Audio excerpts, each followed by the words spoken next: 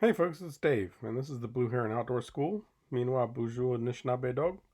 So this video is going to be a short one, and it's going to be just about stepping up, how to step up each time when you have finished a row. And I've got a few things to say about it, so I'll just take off here.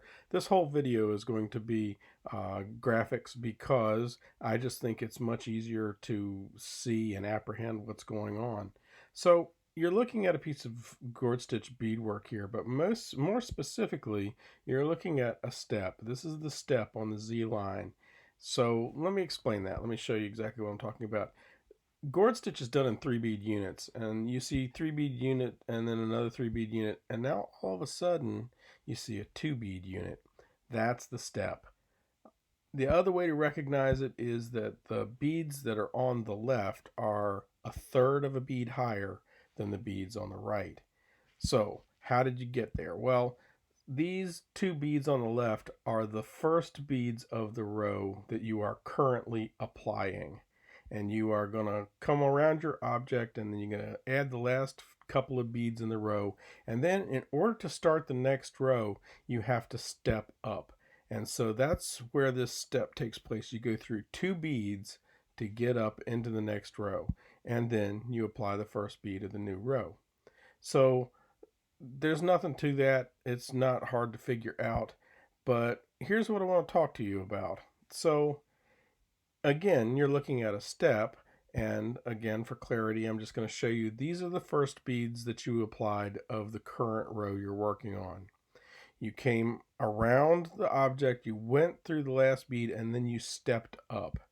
Okay? And so that step up, that first step up, is occurring here on the far right hand side of the screen. Okay, and so you're finished with that row, and I turned it blue, and so now we're going to start applying the next row.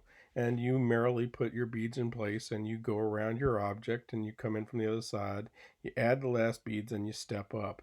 Well, this step up is a little bit further to the left than the one before. And so it continues to happen. As you apply rows of beads, that step continues to migrate further and further to the left.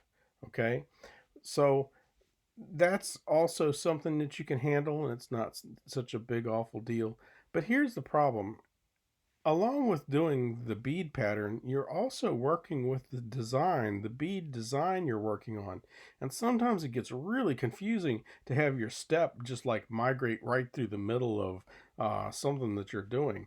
And so it's really useful to know that instead of putting that first bead of the new row uh, right after your step, you can just follow along and you can go ahead and follow that old row around until you get to a better place to put the bead, because wherever you put that first bead, that's where your step is going to occur when you come back around. Uh, when you're working this on the S line, the step looks a little bit different.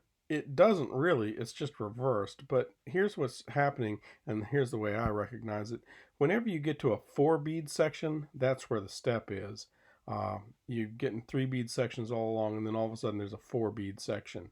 And so, again, just for clarity, these 2 beads are the first beads that you applied in the row you are currently working on.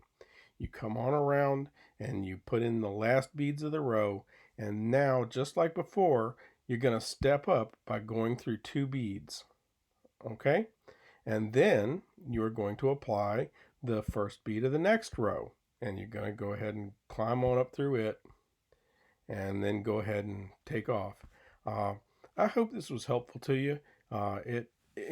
There have been a great number of times that I have missed the step, and just because I was in my little bead zone working along, uh, I missed it, and sometimes I've had to go back a fairly long way to find out where that step was, where I lost it, and how to handle it. Thanks for listening, folks.